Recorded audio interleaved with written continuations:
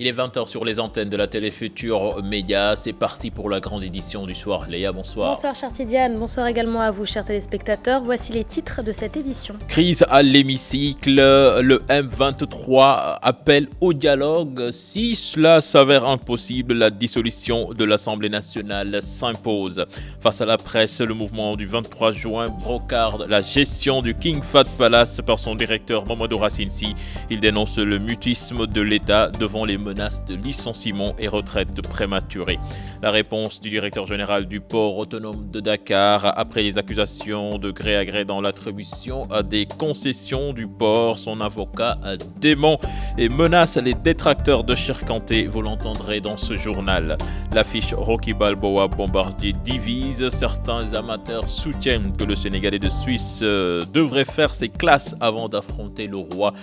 D'autres se délectent de l'affiche. Voilà le sommaire de ce journal. Tout de suite, le développement.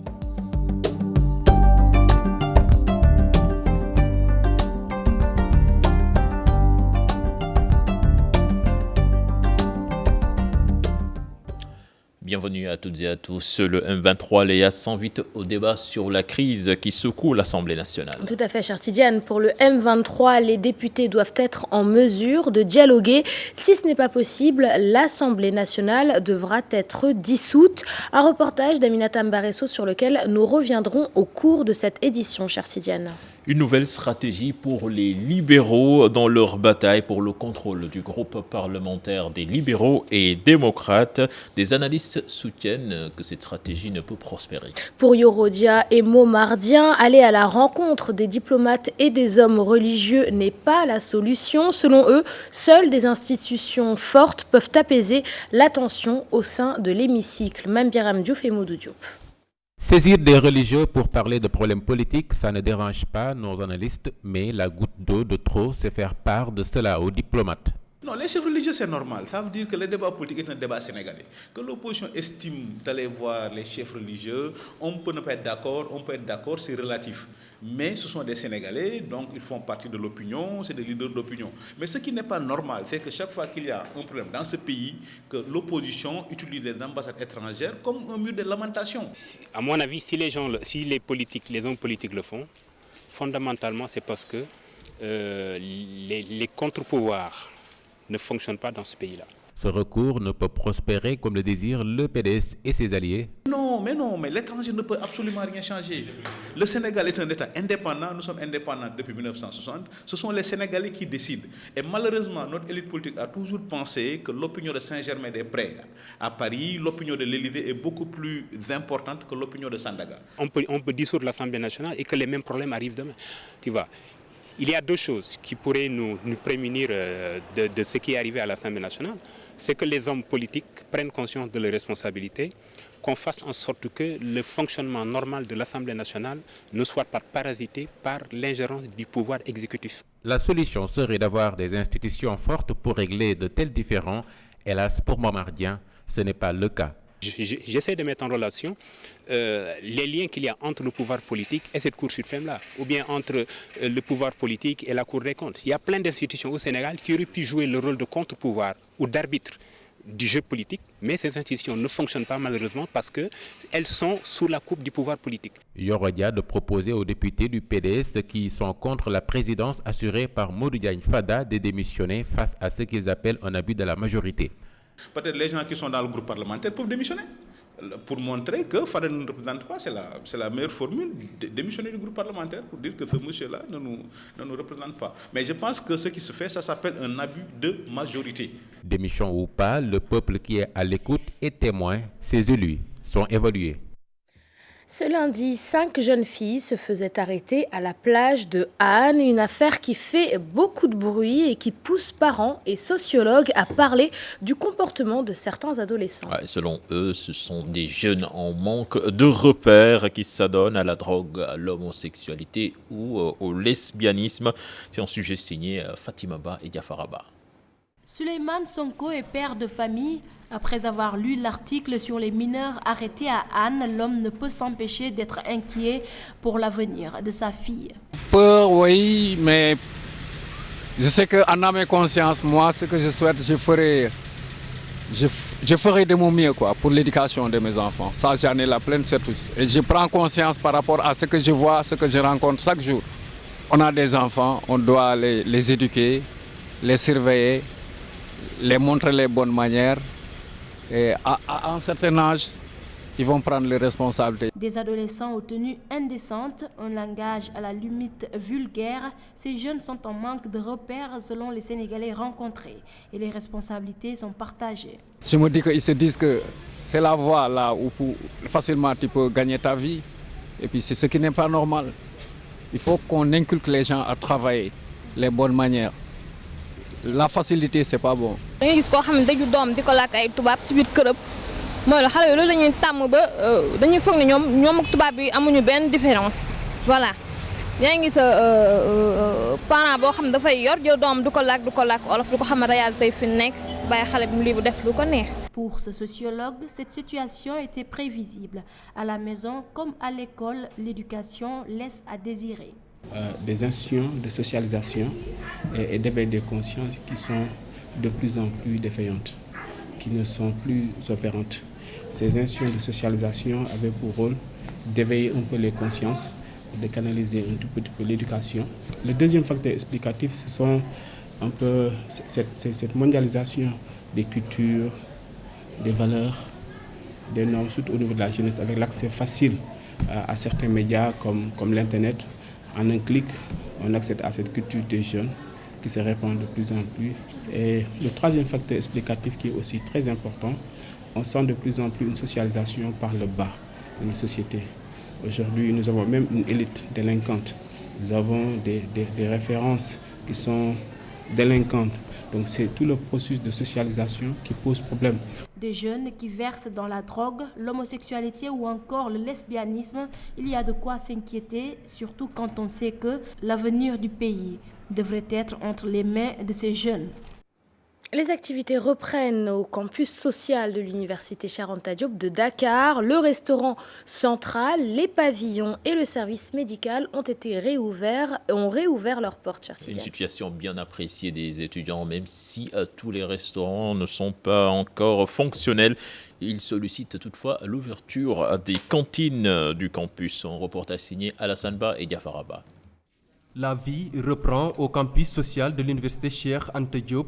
À l'image du restaurant central, depuis le 2 novembre dernier, différents services commencent à fonctionner. Je pense que tout est revenu à la normale parce que le service social a commencé, les restaurants fonctionnent normalement, les logements aussi, on a délivré presque toutes les clés des chambres. Pour le moment, il n'y a que le resto de la cité Aline Sitoé Diatta et le resto du pavillon A qui sont en fonction actuellement. Seulement ceux qui font examen. Et la plupart d'entre eux ne sont pas logés, je pense bien. Donc, je pense qu'il y a un problème pour nourrir tous les étudiants. Je pense que vraiment la direction du COUD a respecté et a honoré ses engagements face à l'ouverture du campus. Et maintenant, je pense qu'il y a une stabilité et chacun prend sa chambre. C'est ça. Tous les étudiants ne sont pas encore de retour. Et pour cela, trouver sur place, les restaurants ouverts peuvent contenir la masse présente. Ils souhaitent juste l'ouverture des cantines. À leur niveau, lorsqu'on a interpellé certains responsables des cantines, ils nous ont dit que vraiment la direction du COUD a pris la décision de fermer ça parce qu'actuellement il n'y a aucune notification qui leur permet d'ouvrir les campus. C'est le seul problème maintenant qu'on a pu noter. Et vraiment, nous souhaiterons vraiment l'ouverture des cantines dans les plus brefs délais. Certains ont déjà terminé les examens et sont rentrés, donc je pense que ça peut aller. Pour le moment, ces étudiants restent satisfaits du démarrage des services au campus social. Ils attendent également l'ouverture prochaine des autres restaurants. 2 heures par jour, c'est le temps durant lequel l'eau coule des robinets à Goudomp, dans la région de Sédhiou. Avec plus de 20 000 habitants, cette commune jongle avec de nombreuses difficultés. Goudomp est également l'une des villes les plus sombres du Sénégal. La mairie de la localité doit 16 millions de francs CFA à la Sénélec. Goudomp réclame un programme spécial de développement. Bakary Conté et Salasamba. La commune de Goudomp traverse un véritable calvaire. Elle ne reçoit que 2 heures d'horloge d'eau par jour. C'est d'ailleurs entre 6 heures et 8 heures du matin. Ceci est dû à la vétusté du réseau hydraulique, mais aussi une pression très faible. Nous avons mis 1,5 km de tuyaux, d'ailleurs pour servir le lycée, desservir le lycée. Mais il y a encore beaucoup de manquements, notamment le réseau est ancien et la capacité du château aussi est faible, ce qui fait qu'on n'arrive pas à avoir l'eau toute la journée. Ce n'est que 2 heures de temps par journée que nous recevons de l'eau. L'éclairage public fait défaut dans la capitale départementale. La mairie doit 16 millions de francs CFA à la Sénélec. Oui, pour ce qui est de l'éclairage public, il faut reconnaître que nous rencontrons des difficultés. D'abord, comme vous le savez, la commune n'a jamais été en mesure d'honorer les factures auprès de la Sénélec. Nous devons actuellement, pour la malade, 16 millions depuis 2 ans. Bon, mais heureusement, l'État vient en aide pour solder ces factures-là. Par contre, l'éclairage public connaît encore des difficultés, en dépit des efforts que nous avons faits cette année pour reprendre tous les réseaux. Les routes sont impraticables. Le maire de la commune demande au président de la République, Macky Sall, de trouver un programme spécial de développement pour la commune de Goudomp.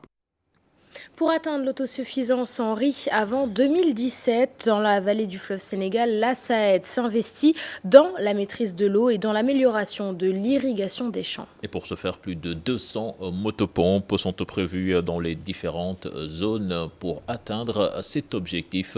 Là-dessus, nous suivons les explications de notre correspondant à Matam, Ali Bandelnian.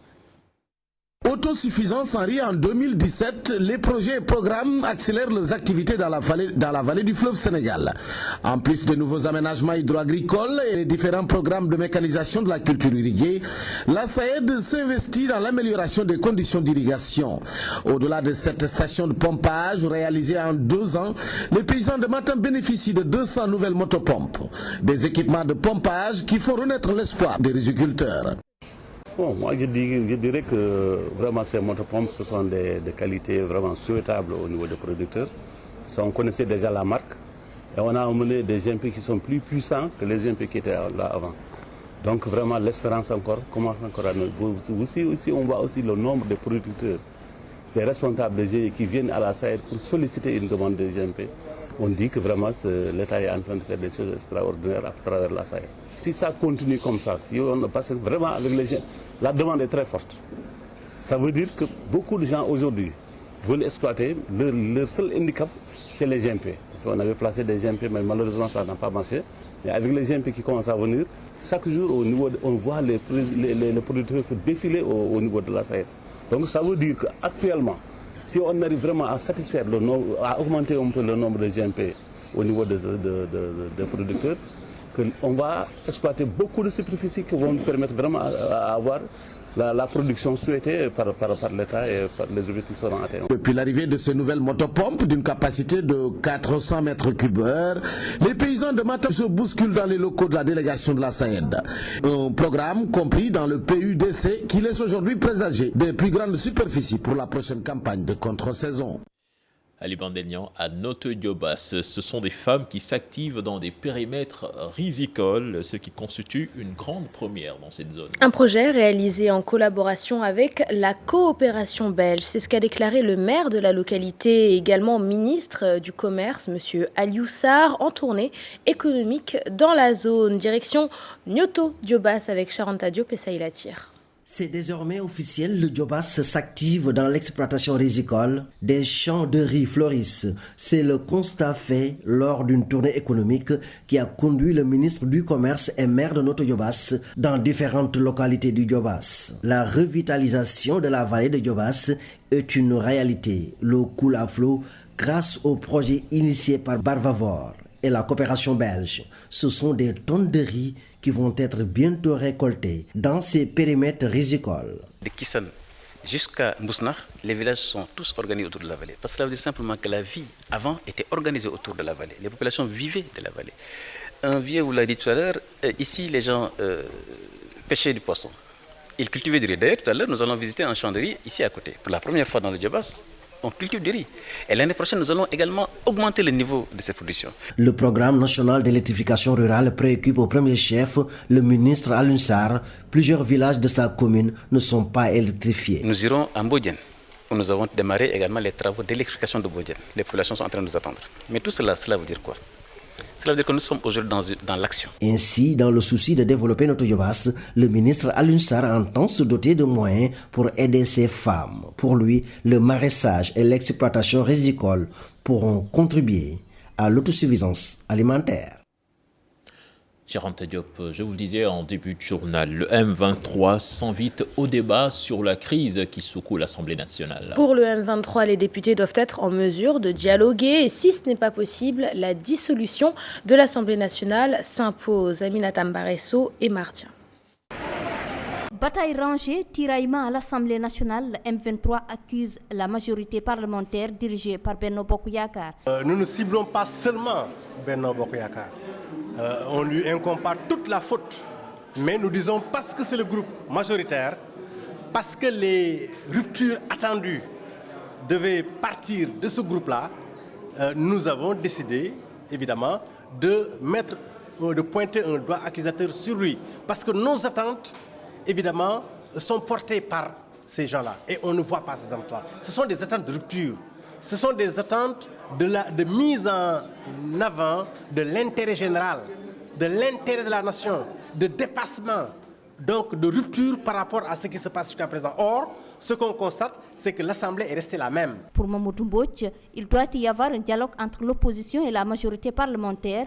À défaut de cela, l'Assemblée nationale doit tout simplement être dissoute. Ce dialogue-là devrait conduire, évidemment, probablement à la mise en place d'un nouveau bureau.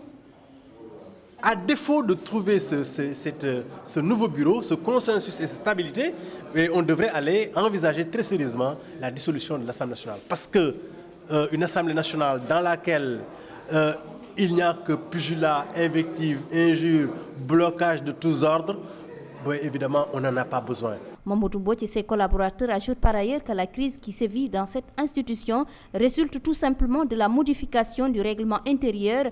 Une réforme des institutions est nécessaire pour s'adapter aux préoccupations des citoyens. C'est parti.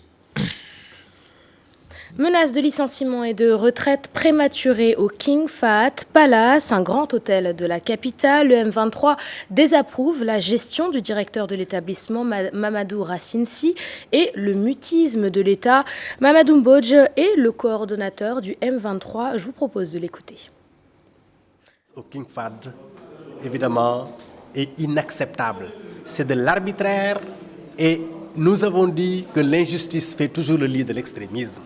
Il y a trop d'injustice, il y a trop de laisser-faire au niveau du King Fahd Palace parce qu'on ne peut pas admettre qu'en 2015, on évoque une loi, un accord de 2005 entre des syndicats et le patronat pour dire à des gens allez à la retraite, alors qu'en 2015, un arrêté ministériel est sorti pour dire que même dans le privé, tout le monde doit aller à la retraite à 60 ans. On ne peut pas admettre que ce bijou, ce bien commun, ait été cédé dans des conditions scandaleuses et que le bénéficiaire sénégalais ne puisse pas mettre les travailleurs sénégalais dans les meilleures conditions de travail et de vie.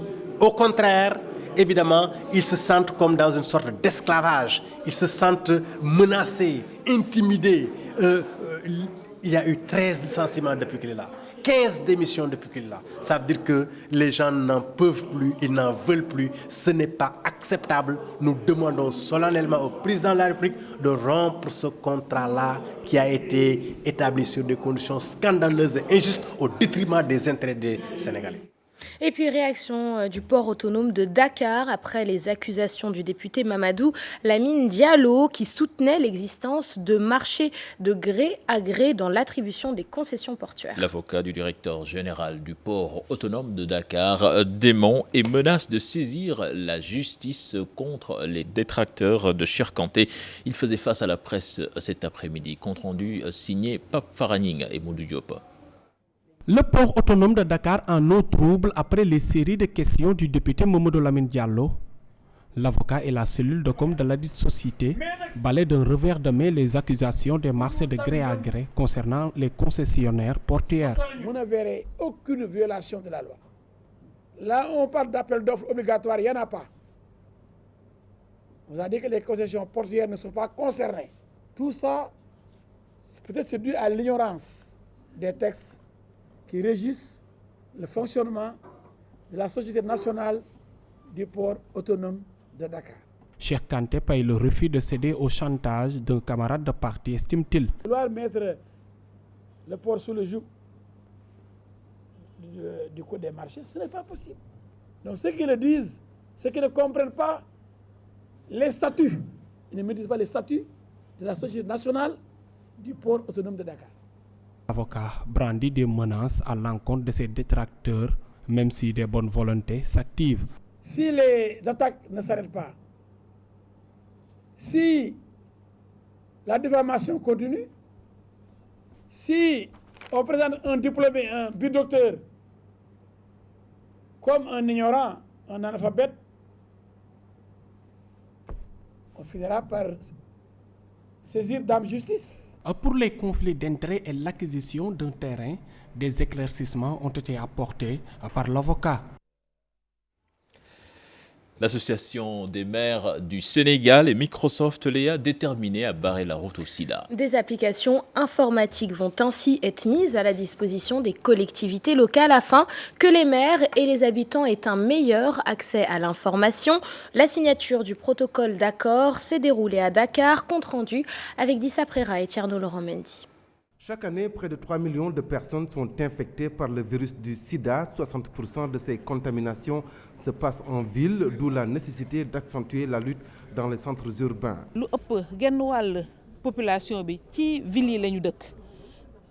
La majorité des citoyens vivent dans les villes. Si on règle les problèmes dans les villes, on règle à 60% les problèmes liés au sida. Nous avons choisi 15 villes. En s'occupant de ces 15 villes, on pourra traiter 60% des personnes affectées, mais aussi on pourra prendre en charge 75% des difficultés. Déjà,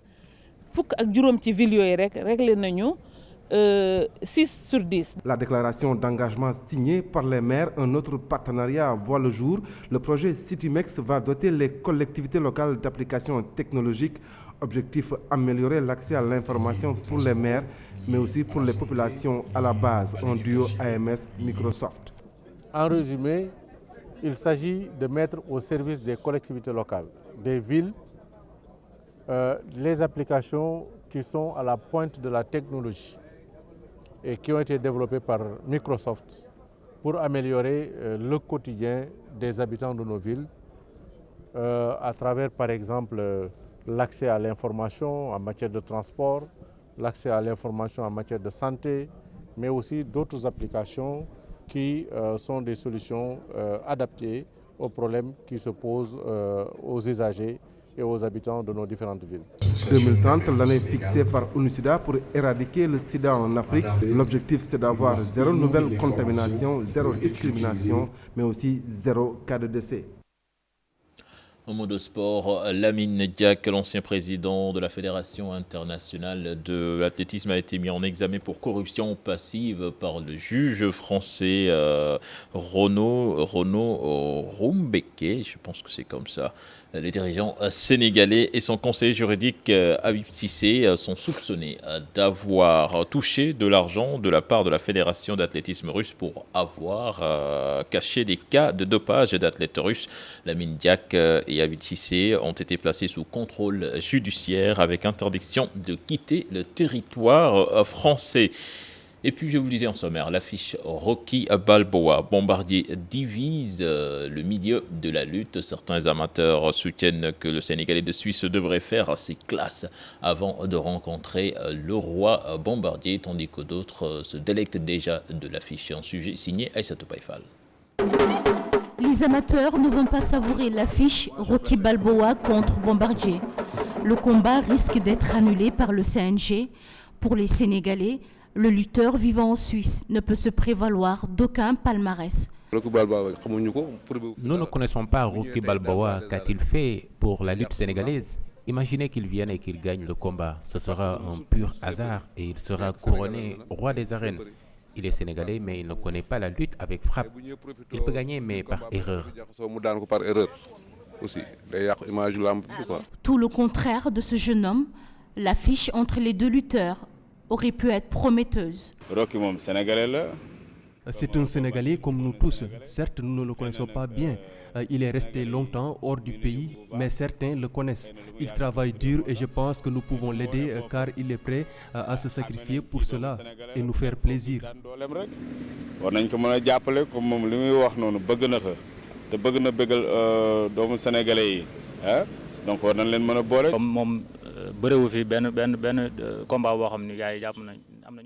À leur place, je vais le laisser combattre contre Bombardier. C'est un champion en Suisse. Ils peuvent bien organiser ce combat. À leur tour, ils affirment que pour obtenir le titre du roi des arènes, Rocky Balboa va devoir faire ses preuves.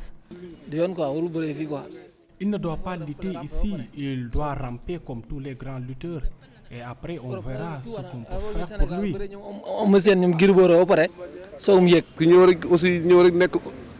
Qu'il vienne ici combattre par exemple Eumeu Sène ou Gris Bordeaux. Et à partir de là, il va franchir un cap. Le comité national de gestion de la lutte estime que l'on ne peut défier les champions de la lutte sénégalaise sans un quelconque palmarès ici au Sénégal, même si une partie de la population pense le contraire. Voilà, c'était le dernier élément de ce journal. Merci Léa. Merci à toi, cher Tidiane. Prochain rendez-vous pour l'information, ce sera à 0h avec le tout en image. Mais en attendant, on vous laisse avec Bouba pour la suite de la permanence. Bonsoir Bouba. Bonsoir cher Tidiane, bonsoir Léa et merci pour le journal de 20h. La suite c'est dans un instant sur la télévision Futur Média.